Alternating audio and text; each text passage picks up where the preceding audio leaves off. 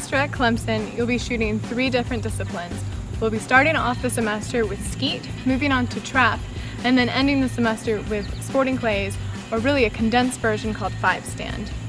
Skeet shooting will include 8 stations in a semicircle, with 1 station in the middle. The targets will be coming from 2 houses, 1 high house and 1 low house, and they will throw the same 2 crossing targets the entire time you're shooting that discipline. You will also see some targets being thrown at the same time, so 2 throwing at one time that you'll shoot with 2 shots. Trap will look a little different from skeet in that there are only 5 stations. They'll also be in a semicircle type shape, all facing the same central bunker, which will house 1 trap that will throw an oscillating target away from the shooters. It's also one of those targets that you'll never know exactly what it's going to be, so you'll have to be on your toes guessing which direction that the target will be in. We have some tips to deal with that we'll teach you during the semester. 5-stand is going to be a condensed version of sporting clays, which is a little bit reminiscent to golf in that you go around a large course and have different target presentation.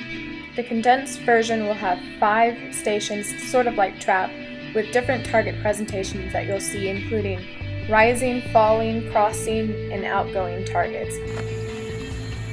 There are many fundamentals these disciplines have in common that we will learn along the way. One of the most important things is you're shooting a moving target, so it's important to know that we're not aiming at any target, we're going to actually point at it.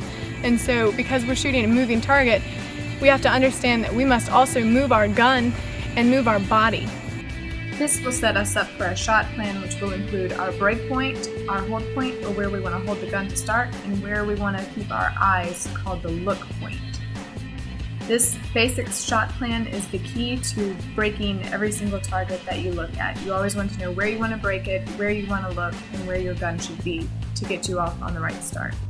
In fact, that distance between the look point and the hold point is building in lead, which is the distance in front of the target you want to shoot for every single type of clay target that you'll see.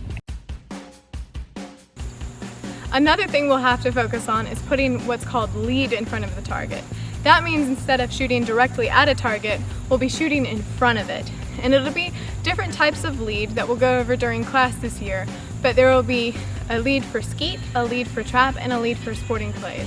And as long as you understand what lead is and why we do shoot in front of the target, it'll be easy to pick up the different techniques to succeed in each of the disciplines.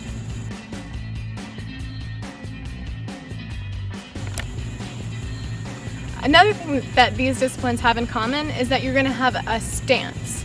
And so the stance that we use for shotgun shooting is going to be really similar to what we would use called the ready position that you'd find in most sports, where you have your feet shoulder width apart, 1 foot in front of the other just a little bit. For me, I'm left-handed, so my right foot is going to be slightly forward.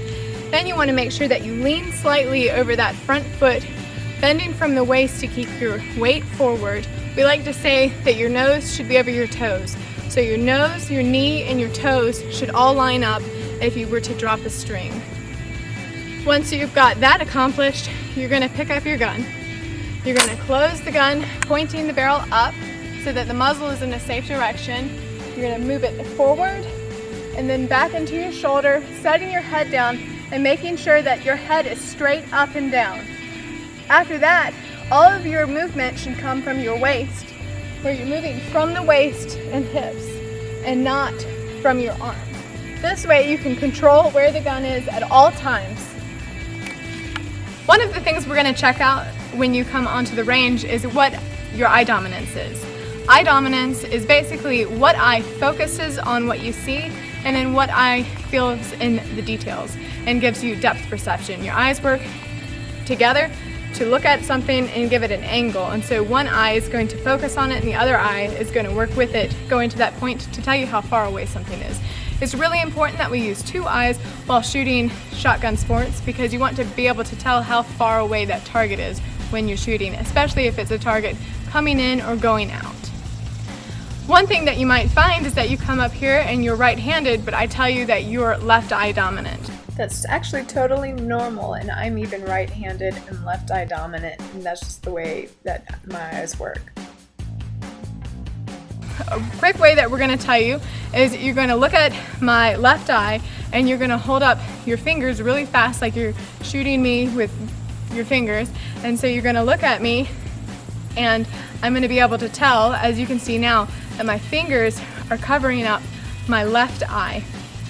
Another way that we might check is to make a small circle like this, point it at the ground and look through it. Focus on my nose and then bring our hands up. So it should be, I'll make the hole easier for you to see on camera, but it should be covering up my left eye. What you might find is that you might be cross-dominant, meaning that we're seeing between your eyes, or that circle is going right in between your eyes. And what will happen then is we'll take a piece of tape and put it over your glasses to block out the eye. So at that point, it's going to be which hand you're more comfortable with. And I always say that even if you have shot right-handed for your whole entire life and I suddenly tell you you're left-handed, we're going to try it my way for at least 2 classes before we revert back to what's comfortable. It takes a little bit for it to feel like it's normal again, and I even switched at the age of 14 from right-handed dominant to left-handed. And it was about 3 days of really hard work and really focusing to try to figure out how to hold the gun, and once that felt comfortable, I never turned back and became a really successful skeet shooter. Obviously, there's so much more that we could talk about as far as the fundamentals of shotgun shooting. But the basic bare bones you need to start off with building blocks are that form we talked about, an understanding of lead, and the basic shot plan, where you need to know where your break point is, where your hold point should be, and then where your eyes will be. We'll obviously go more in depth on those in the later days of the semester when you guys are out on the field and can get some hands-on experience. For now, go Tigers, and have a wonderful rest of your week.